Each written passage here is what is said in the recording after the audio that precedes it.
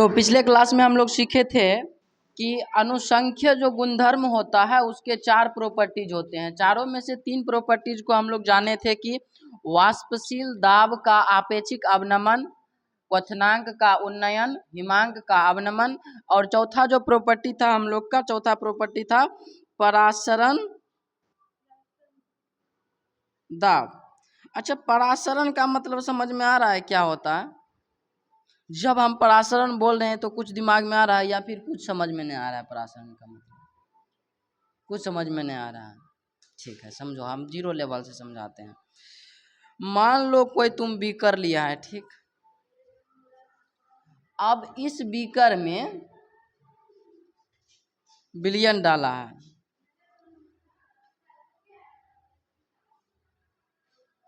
ठीक। इस बीकर में कोई विलयन डाले, यहाँ तक समझ में आ रहा है? कौन विलयन डाले? तनु विलयन डाले। अब इधर एगो अंगूर रख दिए, समझ में आ रहा है? अरे भाई, इसमें समझने वाली क्या बात है? अच्छा बताओ, ज्यादा गाढ़ा मतलब कि तनु और सांद्र में क्या अंतर है?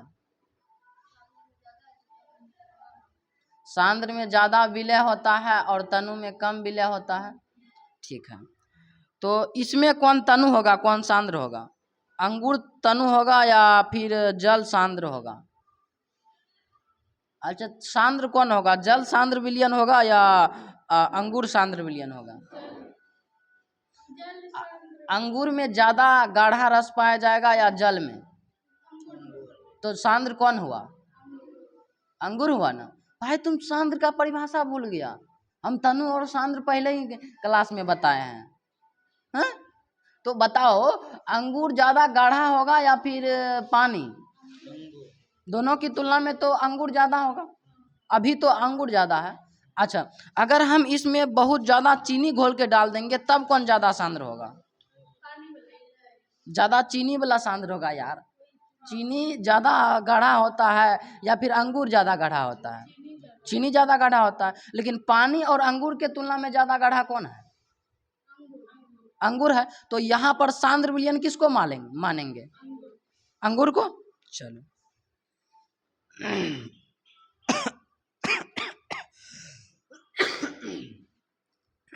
अंगूर क्या है? क्या इधर उधर कर रहा है तुम लोग? भाई कॉपी किताब सब बंद कर लो, दिमाग चालू करो और यहाँ रखो। और यही कारण है, अभी आगे इस पर सवाल आएगा, उस वक्त दांत बिखेर देता है। क्यों भाई? ऐसा नहीं है कि हम समझाए नहीं हैं, बिल्कुल समझाए हैं। जब समझाते हैं तब कॉपी उल्टाता है, और जब सवाल आता है तब तब तब शांत रहता है एकदम, तब नहीं उल्टाएगा कॉपी, तब औका देना है। इसलिए जब समझा रहे होते हैं तो ध्यान से समझो, ये मजाक करने वाली बात नहीं बोल रहे हैं, ठीक है। तो तनु विलयन हम उसको बोले जहां पर कि बहुत कम मात्रा में विलय है, और सांद्र विलयन उसको बोले जहां पर बहुत ज्यादा मात्रा में विलय है। समझ में आ रहा है? ठीक है। तो यहां पर अंगूर हो जाएगा सांद्र विलयन। होता क्या है पता है आपको? जब सांद्र विलयन और तनु विलयन एक ही चीज में डालेंगे तो तनु विलयन से जो विलायक का कण होगा, विलायक का कण समझ में आ रहा है? विलायक और विलय में अंतर समझ में आ रहा है? तो जो इसका विलायक का कण होगा वो इसमें आएगा। इसके बीच हम लगा देते हैं एक एसपीएम। ये दोनों के भी, तनु और सांद्र विलयन के बीच में एगो एसपीएम लगा देते हैं। अब एसपीएम क्या बला है? ठीक है, क्या बला है हम समझाते हैं। एसपीएम का मतलब होता है सेमी परमिएबल मेम्ब्रेन, ठीक। मतलब 11th बायोलॉजी में पढ़ा होगा अर्ध पारगम झिल्ली, नहीं तो यहाँ पूरा बता रहे हैं, ध्यान से समझो। अर्ध पारगम्य झिल्ली मतलब जिस झिल्ली से हो करके कुछ छोटे छोटे अणु आर पार हो जाते हैं उसको अर्धपारगम झिल्ली कहते हैं। यहाँ तो कॉन्सेप्ट क्लियर है कि जिस झिल्ली से हो करके कुछ छोटे छोटे अणु कण आर पार हो जाते हैं उसको अर्धपारगम झिल्ली कहते हैं। अर्धपारगम झिल्ली मतलब एसपीएम, मतलब सेमी परमिएबल मेम्ब्रेन। समझ में आया? तो तनु विलयन और सांद्र विलयन के मध्य हम एसपीएम लगाए हुए हैं और देख रहे हैं कि सांद्र विलयन तनु विलयन की ओर जा रहा है या तनु विलयन से सांद्र विलयन की ओर आ रहा है। विलय किधर से किधर आएगा ये बताओ। सांद्र विलयन से तनु विलयन की ओर जाएगा? कभी नहीं जाएगा, कभी नहीं जाएगा। इसका विलय आसानी से छूट जाएगा या इसका जो मॉलिक्यूलर अति है आसानी से छूट जाएगा? आसानी से कौन अपन कण को छोड़ सकता है? जो ज्यादा जमल है कि जो कम जमल है? जो कम जमा हुआ है वो आसानी से छोड़ देगा। अरे छोड़ देगा तो बाहर निकलेगा या किधरों जाएगा? तो किधरों जाएगा तो कौन जाएगा इधर, या कौन किधरों पसर के जाएगा? तनु विलयन सांद्र विलयन की ओर आएगा कि सांद्र विलयन से तनु विलयन की ओर जाएगा? जो तनु विलयन का विलायक है वो विलायक का कण कुछ कुछ इधर आएगा एसपीएम के माध्यम से, जो यहाँ पर आवरण चढ़ा है। समझ में आ रहा है? इधर आएगा। समझा? अच्छा, अगर यहाँ पे एसपीएम इसको वैसे एसपीएम हम समझाने के लिए बताएं, लेकिन यहाँ पर कोई एसपीएम नहीं है। एसपीएम है ये आवरण, अंगूर का जो आवरण है ऊपरला ये आवरण है एसपीएम। तो जो इसमें पानी भर दिए हैं, ठीक, इसमें अंगूर रख दिए। अब क्या होगा, इस पानी का जो विलायक है ये एसपीएम है, ये आवरण क्या है? एसपीएम है। अब ये पानी क्या है? तनु है। अब अंगूर क्या है? सांद्र है। तो हम नियमतः जानते हैं कि मेरे भाई तनु विलयन सांद्र विलयन की ओर आएगा। तनु विलयन सांद्र विलयन की ओर आएगा। तनु विलयन का जो विलायक है वो सांद्र विलयन के अंदर प्रवेश करेगा तो क्या होगा? ये फूलने लगेगा, होगा ना? समझ में आ रहा है? हाँ, तुम अंगूर को पानी में डुबो कर रखोगे तो देखोगे कि जैसे पहले था वैसे तो नहीं रहेगा।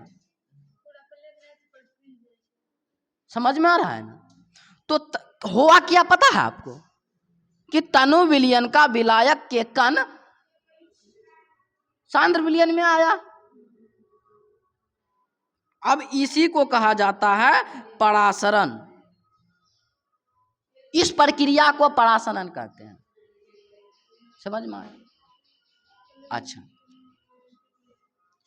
अगर कुछ नहीं है, मान लो कोई एक बीकर है, बीकर कह रहे हैं तो समझ में आना चाहिए। अब इस बीकर के हम मध्य एसपीएम डाल रहे हैं, वहां पर तो चलो एसपीएम के माध्यम में अंगूर का आवरण था, लेकिन यहाँ पर कोई आवरण नहीं है। यहाँ पर क्या है? एसपीएम है। समझ में आ रहा है? एसपीएम लगा दिए हैं मतलब कि अंगूर का एक प्रकार का आवरण का काम करेगा। अब इधर हम तनु विलयन डाल दिए हैं, इधर सांद्र विलयन डाल दिए हैं। दोनों में पानी है, दोनों विलयन है या कुछ किसी भी चीज का विलयन है। हमको ही बताओ कि पानी का जो कण है वो किधर से किधर की ओर गति करेगा? अरे कुछ भी रहे, दोनों में एक तनु विलयन है एक सांद्र विलयन है।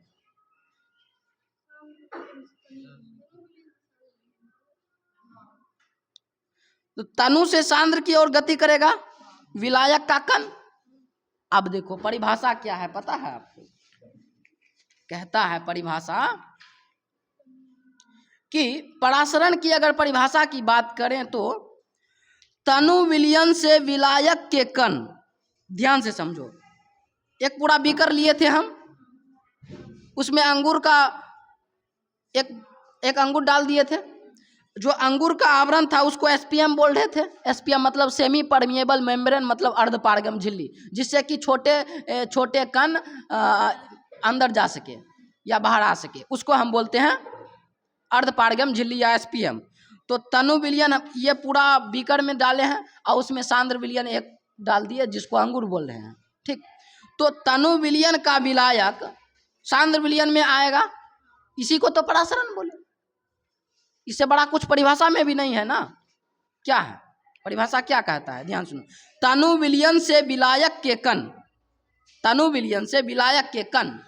अरे भाई इस तनु विलयन में विलायक का कण है और विलय भी है, लेकिन तनु विलयन इसलिए है क्योंकि विलय इसमें कम है और विलायक है, विलायक तो जो भी है। तो तनु विलयन से विलायक का कण, तनु विलयन से विलायक का कण मतलब कि पानी का कण समझ लो। क्या होगा किसके अंदर, अरे भाई सांद्र विलयन के अंदर। तो यहीं पर परिभाषा बनता है कि तनु विलयन से विलायक का कण एसपीएम मतलब अर्धपारगम झिल्ली से होकर सांद्र विलयन की ओर जाते हैं, जिसे परासरण कहते हैं। परासरण समझ में आया? बहुत सिंपल बात है, बहुत छोटी बात है, यहाँ की बात नहीं है, तुम्हारा सिलेबस का बात नहीं है। सिलेबस में परासरण दाब है, हम परासरण जब तक नहीं समझेंगे क्या परासरण दाब को समझ सकते हैं? हाँ नहीं समझ पाएंगे, इसलिए पहले परासरण समझ जाओ। समझ में आया? ठीक है।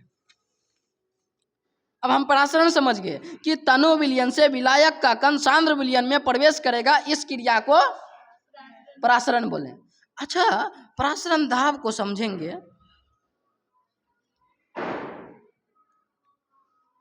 उससे पहले हम समझे परासरण दाब का मतलब क्या होता है इसमें बताओ। अरे परासरण दाब छोड़ो, सिर्फ तुम दाब बताओ। जब हम जैसे हम यहाँ पर अगर दाब लगाएंगे, किसी भी चीज में दाब लगाए तो क्या होगा,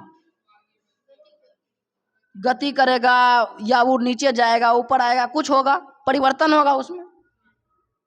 धक्का दे रहे हैं जबरदस्ती किसी चीज में, तो वहां पर क्या लगा रहे हैं, प्रेशर लगा रहे हैं, हम बल दाब लगा रहे हैं। समझा? ठीक है। अब समझते हैं परासरण दाब। जब परासरण क्रिया हो रहा होता है,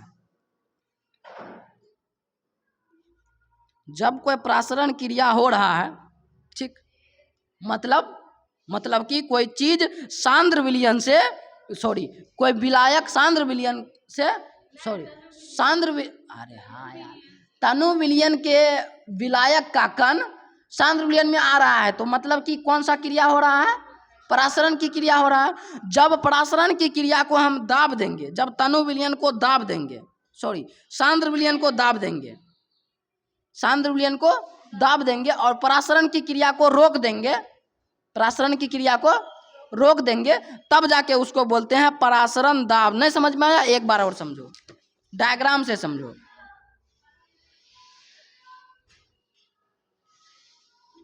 कोई एक बीकर लिए, इसमें हम विलयन भरे हुए हैं, कौन कौन सा विलयन भरे हुए हैं यो समझ जाओ। बीच में तो एसपीएम लगाएंगे मतलब सेमी परमिएबल मेम्ब्रेन अर्धपारगम झिल्ली। इसमें मान लेते हैं कि तनु विलयन है और इसमें सांद्र विलयन है। ठीक, नियमतः क्या हो रहा है इस क्रिया में, तनु से सांद्र की ओर गति कर रहा है कण, विलायक के कण। हम क्या किए,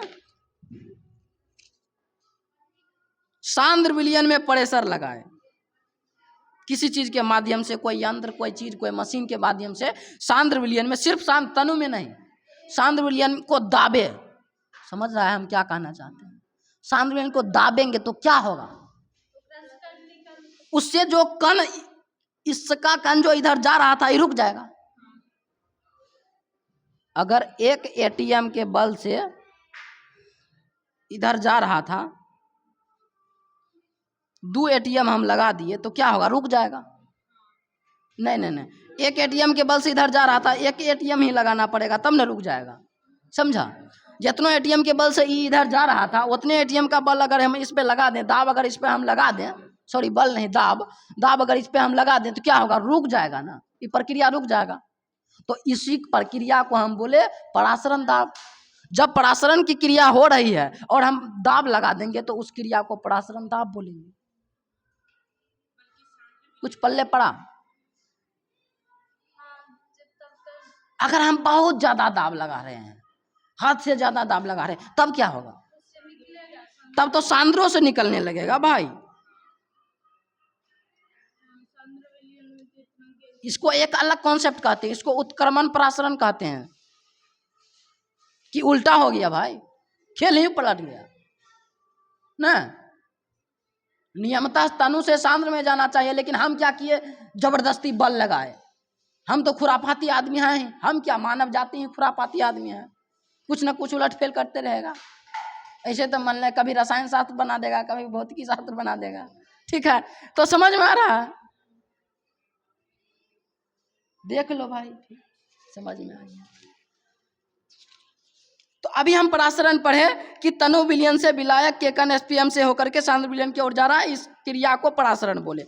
अगर हम इस क्रिया को रोक दें, वह दाब जो परासरण क्रिया रोकता है उसको परासरण दाब कहते हैं। कुछ पल्ले पर रहा है यहां तक बात? कुछ क्या पूरा पल्ले पड़ना चाहिए कि अगर कोई तनु विलयन है, उस तनु विलयन से सांद्र विलयन में कण जा रहा है तो यह प्रक्रिया हो रहा है, स्मूथली चल रहा है, कोई दिक्कत नहीं है, परासरण क्रिया हो रहा है। लेकिन अगर हम कोई यंत्र द्वारा, कोई चीज द्वारा इसको दाब लगाएंगे और ये क्रिया रुक जाएगा तो इस क्रिया को परासरण दाब बोलेंगे। This is osmosis pressure. ठीक, अब इसको पी या पाइक बोलते हैं। परासरण दाब को या तो पी बोलते हैं या तो पाए बोलते हैं। ठीक, इससे सूचित किया जाता है, ये कोई बड़ी बात नहीं है। यहां तक क्लियर है बात? ठीक है, अब हम थोड़ा आगे बढ़ते हैं और समझते हैं कि यदि किसी विलयन का आदर्श है तब उसमें परासरण दाब कैसे लगेगा, उसका सूत्र क्या होता है समझते हैं। तो परासरण दाब बराबर पी भी बराबर सूत्र होता है एन आर टी। अब हम समझते हैं पी भी एन आर टी क्या है, कैसे है, क्यों आया। पी का मतलब तो प्रेशर है, दाब है, प्रेशर। भी का मतलब वॉल्यूम, आयतन उसका। ठीक, वो भी लीटर में, आयतन तो जब भी रहेगा लीटर में ही रहेगा या फिर मिलीलीटर में रहेगा। एन मतलब तो उसका मोल की संख्या। ठीक, आर मतलब, आर क्या है, आर उसका नियतांक है, स्थिरांक। ठीक, जो उसका जो भी मतलब उसके अंदर का जो विलयन है उसका स्थिरांक है, नियतांक। अब स्थिरांक नहीं समझ रहा है? अरे वहाँ जो लिए थे हिमांक का अवनमन में भी स्थिरांक लिए थे, वहाँ के एफ लिए थे, एक जगह के भी लिए थे, तो उसी प्रकार से यहाँ पर आर स्थिरांक है। टी मतलब टेम्परेचर है, मतलब ताप। समझा? तो ये सूत्र है। अब इस सूत्र में अदल बदल करके क्या बना सकते हैं, क्या हेरा फेरी कर सकते हैं, करके देखते हैं। अभी हम नियमतः ये सूत्र पता चला हमको। ठीक, यहां तक कोई दिक्कत? ठीक है, अब अगर हम इस सूत्र में कुछ बदलाव करना चाहें तो हमको पहले से एक बात पता है, मोल की संख्या बटे वॉल्यूम किसका सूत्र होता है?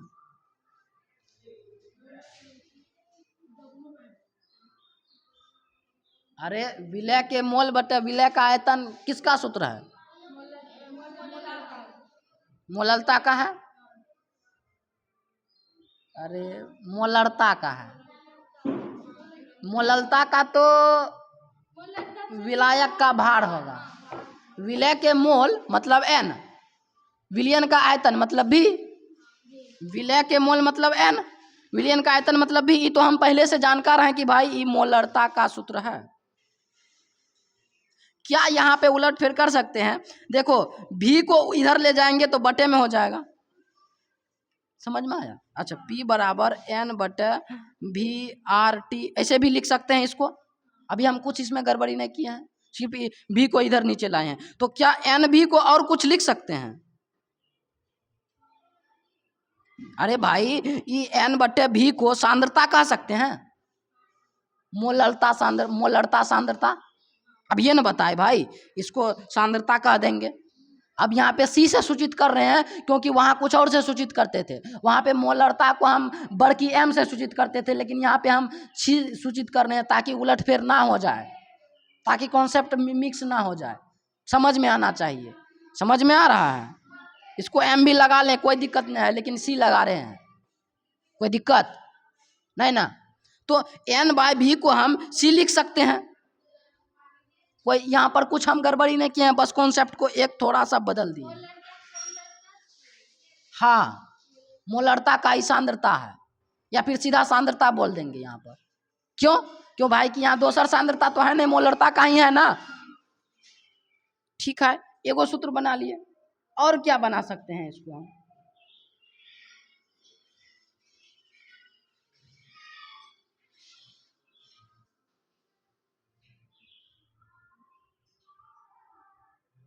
अच्छा, और क्या करेंगे? ये सूत्र है, यहाँ से एक और चीज बना लेते हैं। पी भी बराबर एन को हम एन बराबर क्या होता था, वेट इन ग्राम बटे मोलिकुलर वेट। कल कई सवाल इस पे हम किए। तो एन आर टी है, तो एन को हम चेंज कर देंगे, सब चीज वही रहने देंगे। तो वेट इन ग्राम बटे मोलिकुलर वेट, ये लिखते हैं। आर टी को तो आर टी, ये बन गया। अब इसको भी हम चेंज कर सकते हैं, क्योंकि वेट इन ग्राम और बटे इसको भी को फिर से नीचे ला लेंगे। पी बराबर, ध्यान से समझो यहाँ पर, पी बराबर डब्लू बटे भी को नीचे लाएंगे तो भी एम हो जाएगा। आर टी अभी सूत्र नहीं बनाया है, अब बनेगा। डब्लू बाय भी बराबर सूत्र होता है डेंसिटी। डेंसिटी बराबर सूत्र होता है वेट इन ग्राम बटे वॉल्यूम। ठीक, तो अब हम इसको हटा करके, इतना को हटा करके क्या डी लिख सकते हैं, डेंसिटी लिख सकते हैं। बिल्कुल लिख सकते हैं। P बराबर डी आर टी लिख सकते हैं। अब बटे में m, समझ में आया? अरे भाई बटे में m तो हम कुछ नहीं किए, W बाय भी को हम D बनाए तो बटे में m तो रहिए गया। तो फाइनली हमको जो सूत्र प्राप्त हुआ, क्या प्राप्त हुआ? P बराबर डी आर टी बटे m।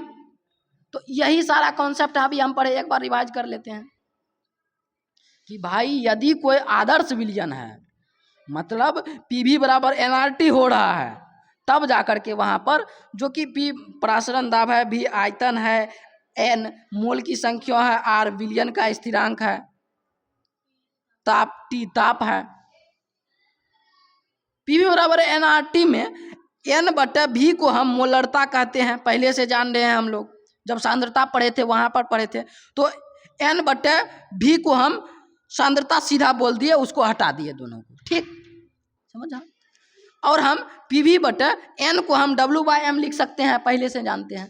तो डब्ल्यू बाय एम में भी को अगर फिर से नीचे लाएंगे, यहाँ पर भी सटाएंगे, तो डब्ल्यू बाय भी को हम लोग पहले से जानते हैं, कहते हैं डेंसिटी, बचपन से जानते हैं। तो पी बराबर डी आर टी बटे एम लिख सकते हैं। तो एक फार्मूला को इस टाइप में और इस टाइप में लिखा जा सकता है, बिल्कुल लिखा जा सकता है। यहां तक समझ में आ रहा है? आइए अब और कुछ परासरण पे जानते हैं। और कुछ क्या, एक और सूत्र होता है परासरण दाब का, जो कि एनसीईआरटी लिखता है कि P बराबर एच रो जी। अच्छा, इसको बढ़िया से समझो, अभी कुछ नहीं किए हैं, ध्यान से समझो। P मतलब प्रेशर, H मतलब हाइट, G मतलब ग्रेविटी। अगर हम कोई बीकर लिए हैं, ठीक समझ, दिमाग में इमेजिन करो कि कोई बीकर लिए, उसमें पानी डाले, उसके स्तर को बढ़ा रहे हैं, उसके स्तर को बढ़ा रहे हैं। जितना उसको ऊंचा करेंगे, उसका हाइट, उसका ऊंचाई बढ़ाएंगे, नीचे उतना ज्यादा ग्रेविटी लगेगा। ग्रेविटी मतलब ग्रेविटेशनल फोर्स, गुरुत्वाकर्षण बल, वो नीचे और ज्यादा शक्ति लगेगा। बाल्टी में जितना ज्यादा पानी, 2 इंच पानी भरा है तो कम भारी लगेगा, 4 इंच भर दिया ज्यादा भारी लगेगा, आधा बाल्टी भर दिया ज्यादा भारी लगेगा, पूरा बाल्टी भर दिया और ज्यादा भारी लगेगा। मतलब समझ में आ रहा है कि ग्रेविटेशनल फोर्स ज्यादा लग रहा है।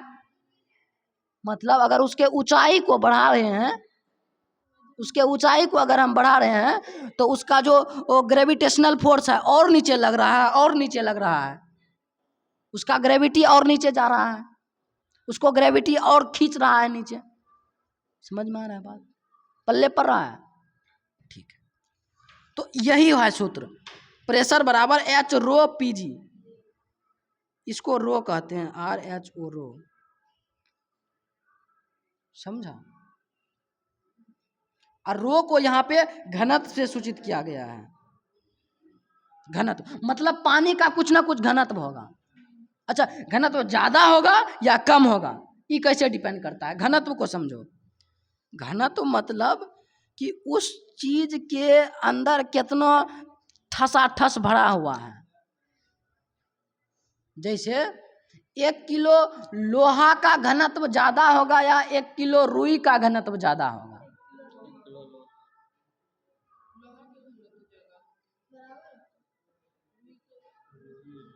देख लो भाई, 1 किलो लोहा है, एक और 1 किलो रुई है, किसका घनत्व ज्यादा होगा? घनत्व का मतलब क्या बताए कि कोई चीज के बीच कितना कोई चीज ठसाठस भरा हुआ है। तो लोहा में ठसाठस न एक दूसर से भरा हुआ है, रुई तो एकदम हल्का है, एकदम उसके बीच जगह बहुत है, ठसाठस कहाँ भरा हुआ है? तो सबसे ज्यादा दोनों के बीच में घनत्व किसका हुआ? लोहा का हुआ ना, तो उसको कहते हैं। तो जैसे यहाँ पर पानी है, अब जैसे तुम कुछ भी ले लो, पानी लिए, पानी का घनत्व कितना होगा? ज्यादा पानी रहेगा तो ज्यादा घनत्व रहेगा, कम पानी रहेगा तो कम घनत्व रहेगा। समझ में आया? तो H बराबर एच रो पी जी। समझ में आया? ये फॉर्मूला एनसीईआरटी लिखता है।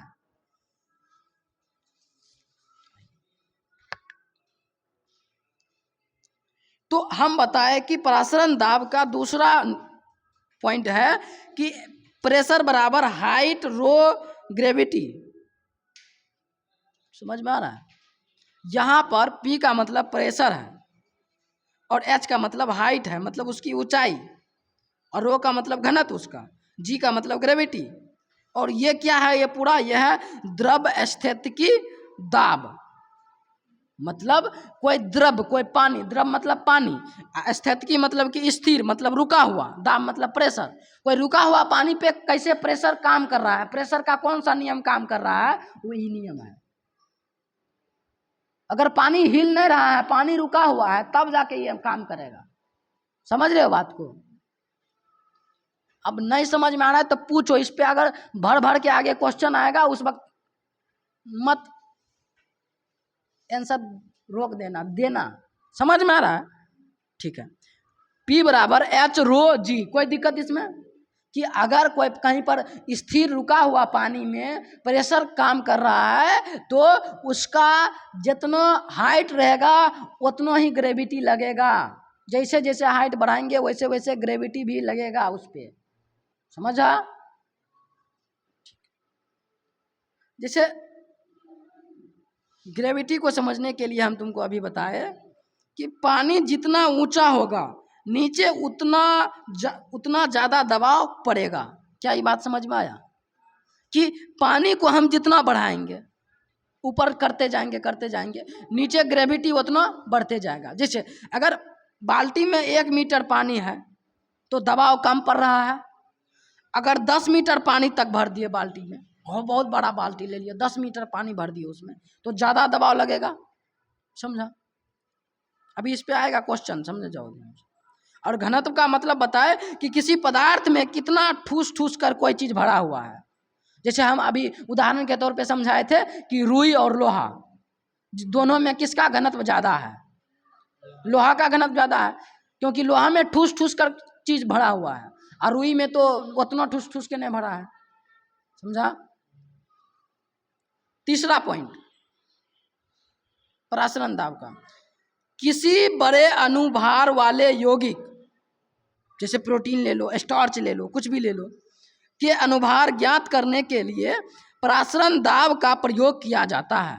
अगर कोई बड़ा अनुभार का यौगिक है तो उसमें हम उसका अनुभार ज्ञात करने को, उसके मॉलिक्यूलर वेट को ज्ञात करने के लिए परासरण दाब का उपयोग करते हैं। ठीक।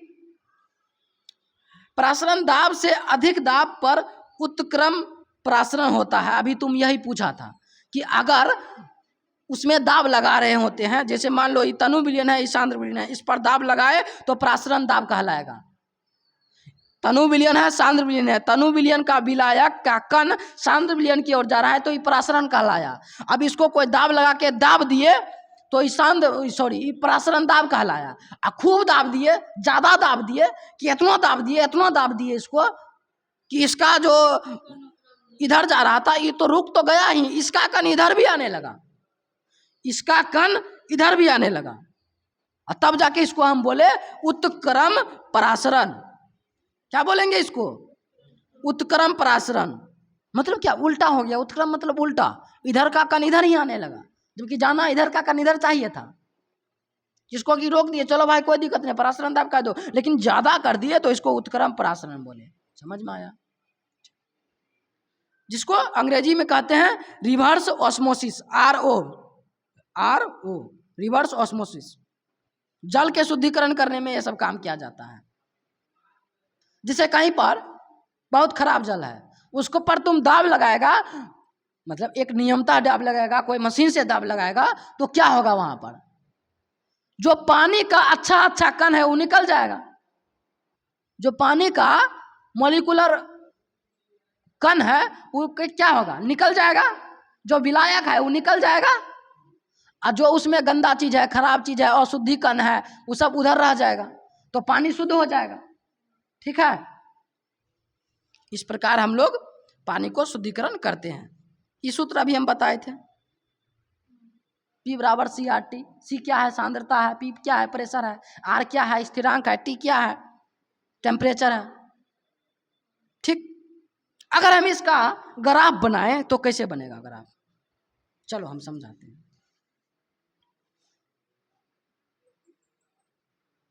मान लो ये x है और ये y है, ऐसे ही हम लोग ग्राफ बनाते हैं कहीं पर भी।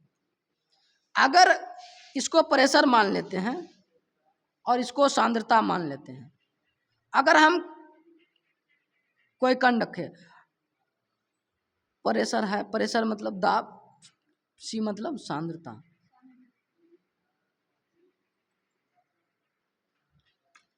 तो अगर हम कोई चीज का प्रेशर बढ़ाएंगे तो सांद्रता भी बढ़ेगा कि नहीं? क्यों नहीं बढ़ेगा सांद्रता? अगर प्रेशर बढ़ाएंगे तो सांद्रता उसका बढ़ेगा कि नहीं बढ़ेगा? बिल्कुल बढ़ेगा। अब ये तो ये बात समझा रहे थे कई देर पहले कि अगर प्रेशर बढ़ा रहे हैं तो सांद्रता बढ़ेगा। मतलब इसका ग्राफ अगर खींचेंगे तो प्रेशर बढ़ रहा है तो सांद्रता भी बढ़ रहा है, प्रेशर बढ़ेगा तो सांद्रता भी बढ़ेगा, प्रेशर बढ़ेगा तो सांद्रता भी बढ़ेगा, प्रेशर बढ़ेगा तो सांद्रता बढ़ेगा। मतलब इसका ग्राफ खींचेंगे तो सीधा ग्राफ जाएगा इसे। इस ग्राफ को हम बोलते हैं रिजु ग्राफ, रिजु रेखा ग्राफ। समझा? तो अगर प्रेशर बढ़ा रहे हैं, सांद्रता भी बढ़ रहा है, तो ई ग्राफ बनेगा। तो ई ग्राफ का नाम है रिजु रेखा ग्राफ। ये समझ में आया? ठीक है। ई ग्राफ एनसीईआरटी में दिया था, बस इसलिए हम समझाए। समझा?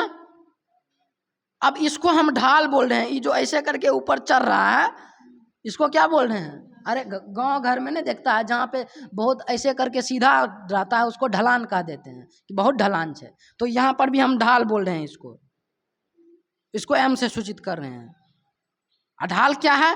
RT है। R स्थिरांक है, T टेम्परेचर है।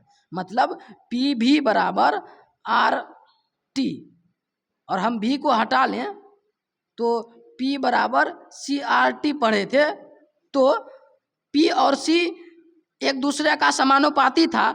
प्रेशर को बढ़ा रहे थे तो C स्थिरांक, स्थिरांक नहीं, सांद्रता भी बढ़ रहा था, और RT क्या है? ढाल है।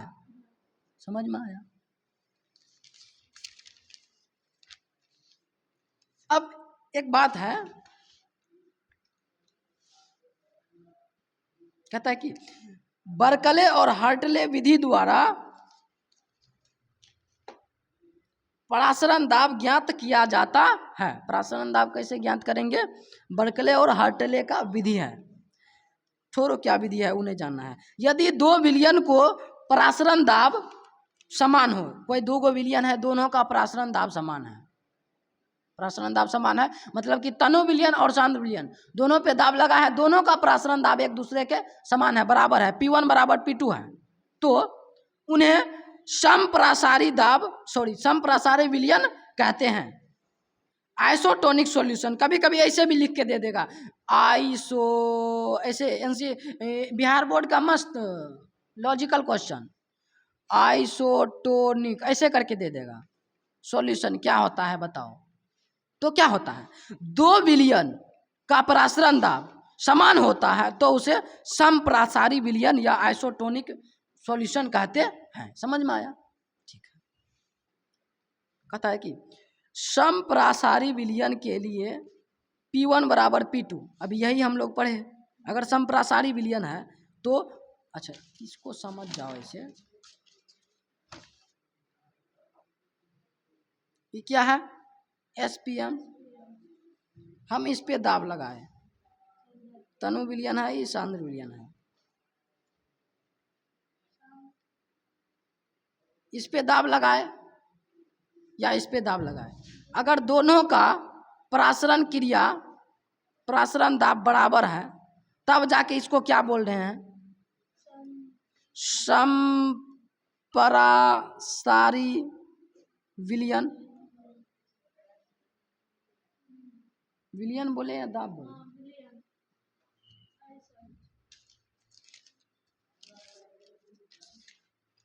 हाँ, समप्रासारी विलयन, यानी कि P1 और P2 दोनों बराबर है, P1 बराबर P2। समझ में आया? आगे बढ़ते हैं। अच्छा एक और बात कहता है, यदि ताप को स्थिर रखते हुए, मतलब टेम्परेचर को स्थिर रख दे तो सांद्रता भी बराबर हो जाएगा, मतलब C1 बराबर C2। कहता है कि यदि ताप को स्थिर रखा जाए तो समप्रासारी विलयन का सांद्रता समान होती है। मतलब कि जो शीत था हमारा, अरे भाई P बराबर CRT था ना, तो P बराबर और समानुपाती था C, लेकिन अगर स्थिर ताप रख दें, टेम्परेचर को अगर वहाँ पे स्थिर रख देंगे तब जाके C1 और C2 दोनों भी बराबर हो जाएगा। एक और केस है, एक और स्थिति है कि अगर कोई मान लो कोई विलयन है, ई विलयन और ई विलयन दोनों का जो है ना, अभी मान लो इन है, दोनों का क्या है, दाब बराबर है। ठीक, कुछ देर बाद ऑटोमेटिक किसी एक का दाब बढ़ जाता है, कुछ टाइम बाद किसी एक का दाब बढ़ जाता है, उसके तुलना में जो दूसरा कहलाएगा उसको कहेंगे न्यून परासरी विलयन। बहुत सिंपल बात है कि अगर कोई दो गो विलयन है, आपस में दोनों का दाब बराबर है, कुछ देर बाद क्या होता है, एक का बढ़ जाता है, तो उस बढ़े हुए दाब के तुलना में दूसरे को न्यून परासरी विलयन बोलेंगे। मतलब कि उसका परासरण दाब कम हो गया, उसका सांद्रता कम हो जाएगा, जबकि दूसरा है उसका सांद्रता परासरण दाब अधिक हो जाएगा, उसका सांद्रता अधिक हो जाएगा। तो उसको हम नाम दे देते हैं अति परासरी विलयन, हाइपरटोनिक सॉल्यूशन, और इसको बोलते हैं हाइपोटोनिक सॉल्यूशन। हाइपरटोनिक है और हाइपोटोनिक है, दोनों में अंतर है। समझ में आया? ठीक है, क्वेश्चन करते हैं कुछ।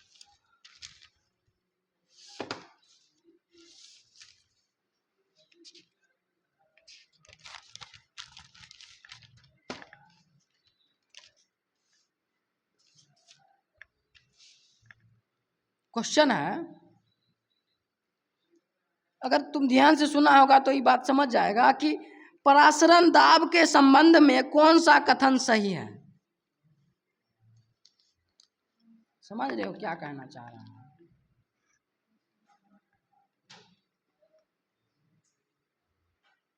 बताओ कौन सा कथन सही। कथन एक, परासरण दाब नियत ताप पर सांद्रता का सीधा समानुपाती होता है।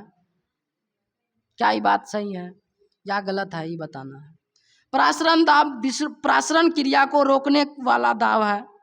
क्या ये बात सही है या गलत है? परासरण दाब से अधिक दाब पर उत्क्रम परासरण हो जाता है। ऑप्शन डी उपरोक्त सभी। इनमें से कौन सा एक सही है?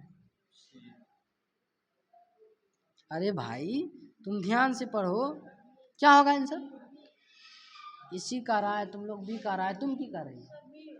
बी, तुम बी। हमको बताओ ये गलत क्यों है? अरे यही तो पढ़े कि परासरण दाब का अगर ताप को नियत रखेंगे, हाँ बताए थे यहाँ,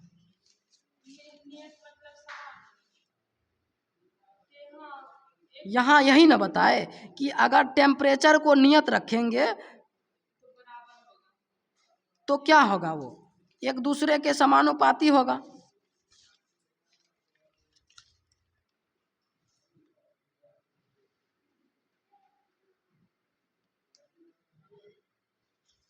देखो बताए थे ना, यदि ताप को स्थिर रखा जाए तो समपराशरी विलयन का सांद्रता समान होता है। समान इट मीन्स, समान को और अच्छे से बोलेंगे तो समानुपाती बोल सकते हैं। यहाँ पर हम यही बात समझाए थे कि ढाल बना करके कि भाई अगर टेम्परेचर को स्थिर रखेंगे, ढाल के रूप में रखेंगे, तो जो दाब और सांद्रता होगा एक दूसरे के समान अनुपात होगा, मतलब कि एक को बढ़ाएंगे तो दूसरा भी बढ़ेगा। ग्राफ बना के बताए थे। तो ये गलत क्यों होगा, ये तो सही है। अब तुम आंसर बता दिया है, अब मेरा एक्सप्लेनेशन सुनो। ठीक, दूसरा परासरण दाब परासरण क्रिया को रोकने वाला दाब है, ये तो परिभाषा पढ़े, इसमें क्या डाउट है कि परासरण दाब, जब परासरण क्रिया को कोई दाब रोक देता है तो उसको परासरण दाब बोलते हैं। परासरण दाब से अधिक दाब पर उत्क्रम परासरण का कहा जाता है। यही तो पढ़े थे, उत्क्रम परासरण का परिभाषा क्या था कि अगर परासरण दाब को और अधिक दाब लगा देंगे तो उत्क्रम परासरण हो जाएगा। परिभाषा यही था उत्क्रम परासरण का। तो ये भी सही, ये भी सही, मतलब उपरोक्त तो सभी सही। अभी तक जितना कॉन्सेप्ट था उस पर आधारित एक क्वेश्चन था, और ये क्वेश्चन झोटू सा तुमसे नहीं हुआ, मतलब तुम अभी तक सुन नहीं रहा था। यही बात हम शुरू में बताए थे, ध्यान से नहीं सुनोगे कुछ नहीं बनेगा। अगला क्वेश्चन फिर आ रहा है, वहां भी पता चल जाएगा। यहाँ कंजूसी कर रहा है तो ठीक है, अगला क्वेश्चन बना लो, औकात है तो बनाओ, बनाओ। चलो समझा देते हैं कि 1.26 ग्राम प्रोटीन के 0.2 लीटर विलियन का 300 केल्विन, मतलब ये टेम्परेचर ताप पर, वेट इन ग्राम ही दिया है, वॉल्यूम ही दिया है, टेम्परेचर ही दिया है, परासरण दाब इतना, परासरण दाब का BAR से सूचित करते हैं, बार, मतलब उसका जो यूनिट है, पाया गया, इतना बार यूनिट पाया गया। प्रोटीन का मोलर द्रव्यमान क्या होगा, बताओ आंसर बताओ इसका भाई, जल्दी बताओ, बनाओ बनाओ बनाओ, कॉपी निकालो। कितना टाइम चाहिए तुमको ये बनाने के लिए? चलो 4 मिनट इसका टाइम है, 4 मिनट बाद लेफ्ट आते हैं हम लोग इस क्वेश्चन पे। तुम्हारा टाइम शुरू हो रहा है अब।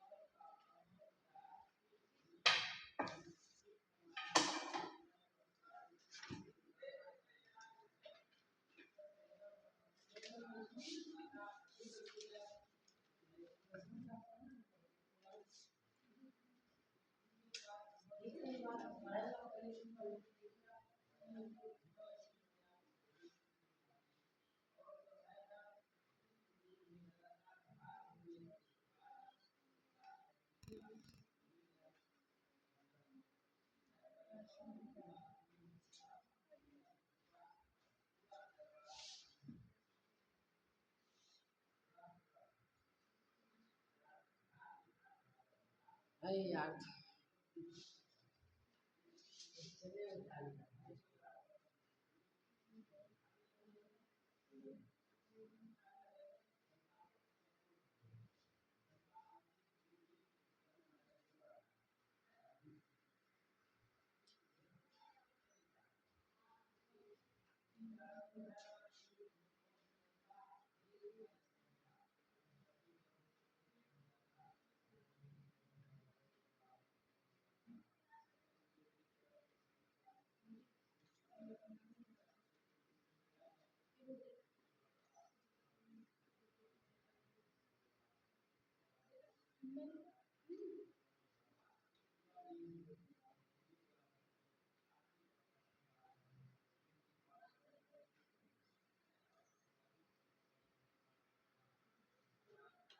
ए ना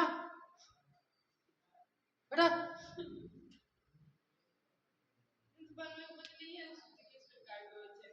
अभी बता रहे थे 1 घंटा से वही बता रहे हैं, पहले ही बोले थे सवाल आएगा इस पे ध्यान से सुन।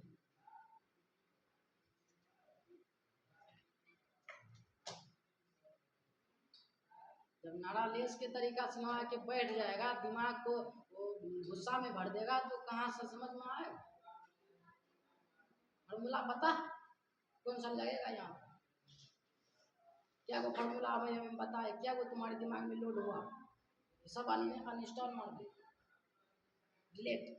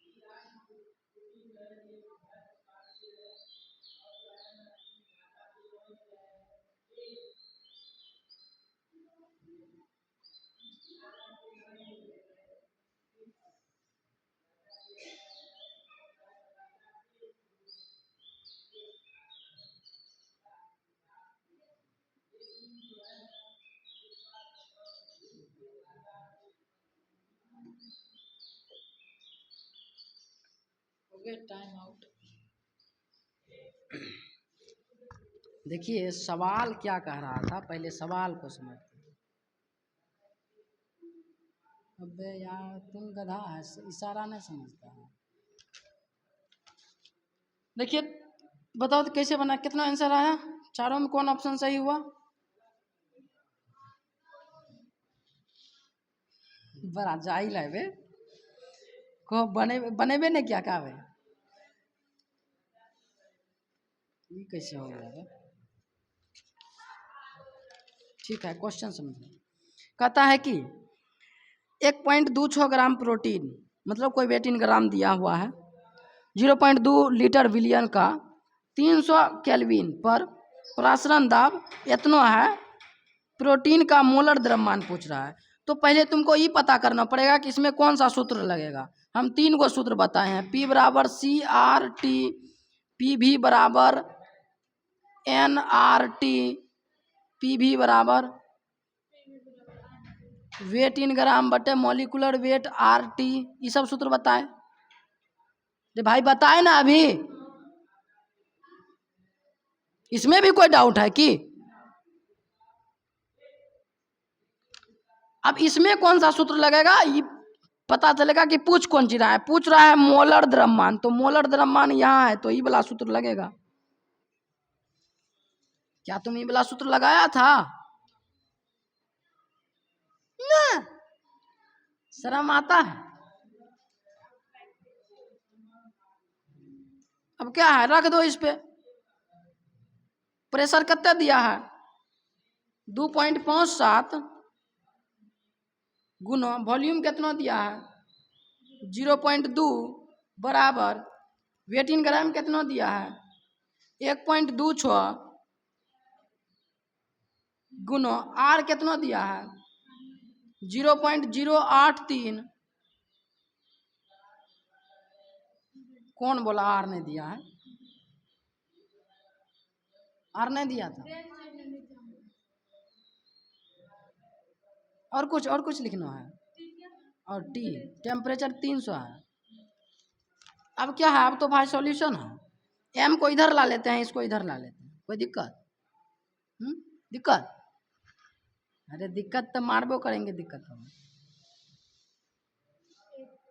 1.26 गुना 0.083 गुना 300 बटे 2 2.57 गुना 0.2। अब क्या है, अब सॉल्यूशन कर लो। अरे भाई इसमें देखिए मेरा,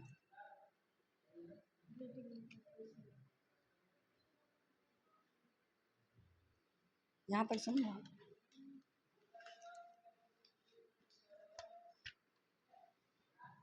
करो सॉल्यूशन इसका, बस सॉल्यूशन तो कर सकता है, इसका सॉल्यूशन करके बताओ। इसको इससे गुना करो, इसको इससे गुना करो, इसको इसमें भाग दो। सॉल्यूशन करने तो आता ना है, कैसे करेगा? गुना करने नहीं आता है, 1.26 को 0.083 से करेगा।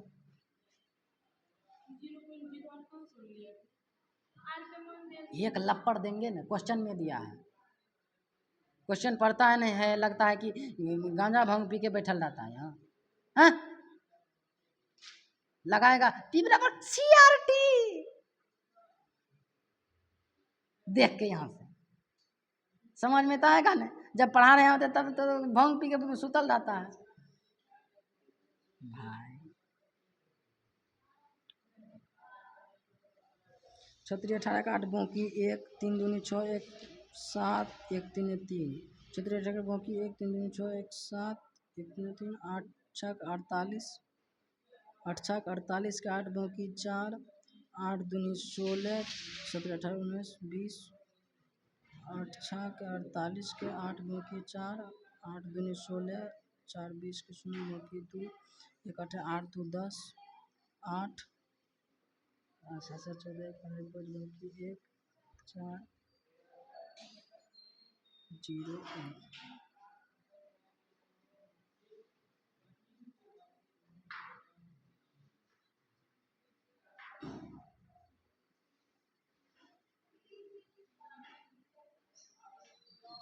8 3 24 के 4 भौकी 2 5 3 15 16 17 के 7 भौकी 1 8 3 24 के 4 भौकी 2 5। ए मुंह की ताके छी सॉल्यूशन करने कते लेन से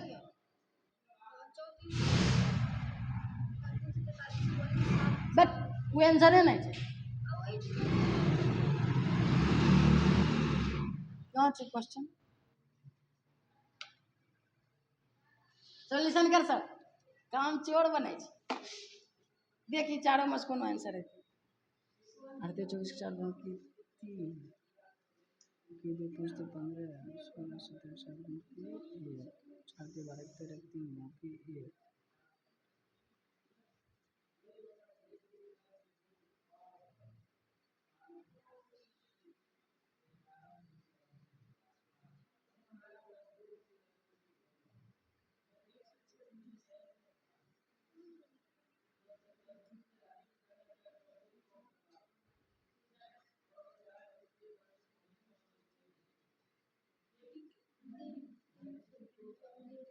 छः दूनी 14 के 4 भौकी 1 5 दूनी 10 1 11 के 1 भौकी 1 2 दूनी 4 1 5।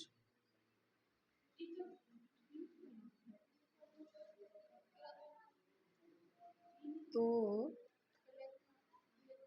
5 6 के 30 6 वाला कुछ आएगा 6 1 0 3 8 इतना आएगा।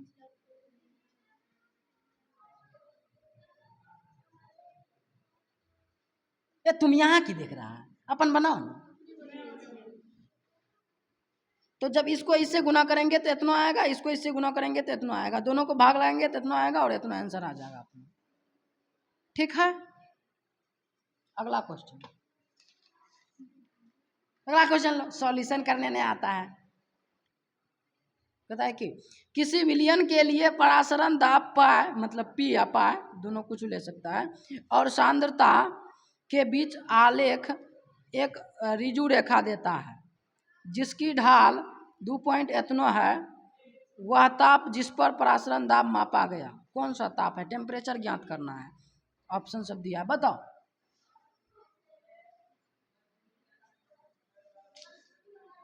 पहले पता करो सूत्र कौन सा लगेगा।